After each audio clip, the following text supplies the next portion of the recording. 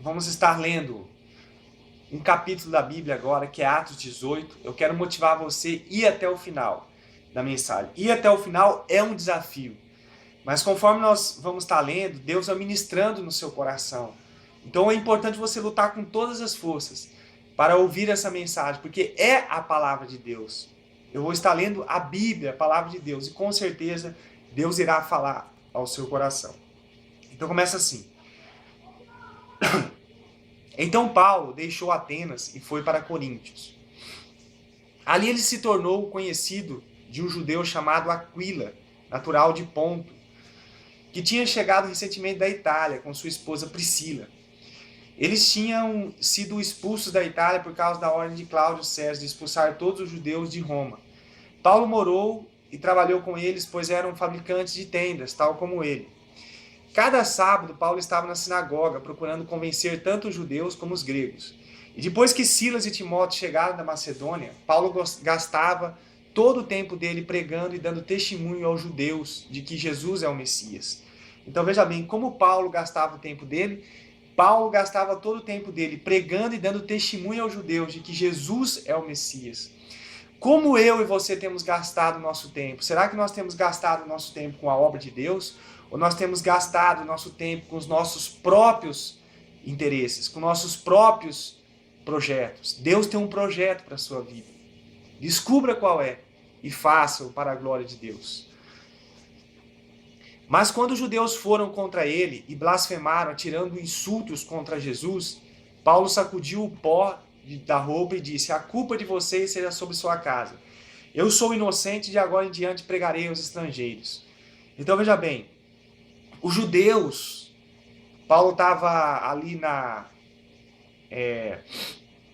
em Coríntios, né?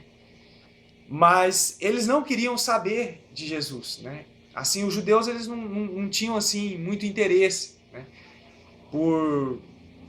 Pela palavra de Deus, né? Então aí Paulo falou: olha, eu vou pregar para os estrangeiros, né? E Deus, ele tem um modo semelhante, por exemplo, Deus procura o coração do homem, mas quanto tempo mais Deus vai ficar procurando os nossos corações? Deus está em busca de pessoas que se abrem para Ele, não se abrem para o mundo. Continuando aqui. Então Paulo falou assim: a culpa de vocês seja sobre a sua cabeça. Eu sou inocente, de agora em diante pregarei aos estrangeiros. Depois disso ele ficou com Tício, justo, que adorava a Deus e morava vizinho à sinagoga. Crispo, o líder da sinagoga, e toda a família dele creram no Senhor e foram batizados, como foram muitos outros em Coríntio. Certa noite o Senhor falou a Paulo uma visão e disse: não tenha medo, fale, não desista. Pois eu estou com você e ninguém pode fazer nenhum mal. Muita gente aqui nessa cidade me pertence.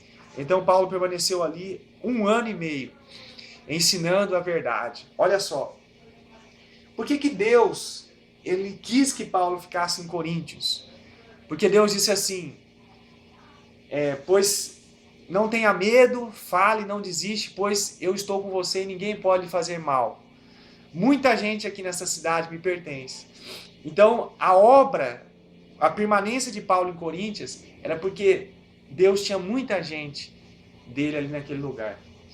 Então, Paulo permaneceu ali 1 ano e meio, ensinando verdades de Deus.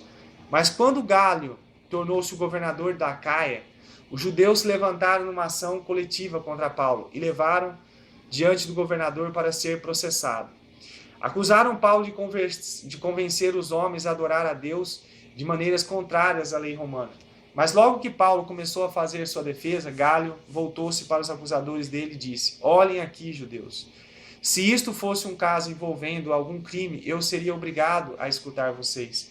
Mas já que é simplesmente um punhado de questões sobre sentido e palavras, sobre personagens, sobre as tolice de suas leis judaicas, cuidem vocês mesmos disso. Eu não estou interessado e não quero tratar disso. Ele expulsou da sala do tribunal. Então a multidão agarrou Sóstenes, o novo líder da sinagoga, e espancou ao lado de fora do tribunal. Porém Gálio não se importou com nada. Paulo permaneceu na cidade muitos dias depois disso. Então se despediu dos cristãos e navegou para a costa da Síria, levando Priscila e Aquila com ele. Crenqueia, Paulo mandou rapar a cabeça de acordo com os costumes judaicos, porque havia feito um voto. Ao chegar ao porto de Éfeso, ele nos deixou a bordo do navio, enquanto ia à sinagoga para uma palestra com os judeus. Eles pediram que permanecesse por uns dias, porém ele achava que não podia perder tempo. Eu preciso de qualquer maneira estar em Jerusalém para o feriado, disse ele, porém prometeu voltar a Éfeso depois de Deus permitisse. E com isso velejamos novamente. A escala seguinte foi o porto de Cesárea, de onde ele visitou a igreja de Jerusalém, e então navegou para Antioquia. Depois de gastar algum tempo ali, ele partiu para a Turquia outra vez, passando pela Galáxia e pela Frígia, em visita a todos os crentes, animando, ajudando todos a crescer no Senhor. E aconteceu chegar a Efésio, vindo de Alexandria do Egito, um judeu chamado Apolo, um admirável pregador e mestre da Bíblia. Era bem instruído no caminho do Senhor, falava com entusiasmo e ensinava de modo correto a respeito de Jesus, mas só conhecia a respeito do batismo de João. Quando Priscila e Aquila ouviram Apolo pregar na sinagoga, convidaram para ir à casa. Então explicaram com mais detalhes o que havia acontecido com Jesus. Apolo estava querendo ir para a Grécia e outros animaram o jovem para isso. Escreveram aos outros crentes de lá, dizendo que o recebesse. Mas ele chegou à Grécia, foi grandemente usado por Deus para fortalecer a igreja. Porque rejeitava com coragem e discussão pública todos os argumentos judeus, mostrando pelas Escrituras que Jesus é o verdadeiro Messias.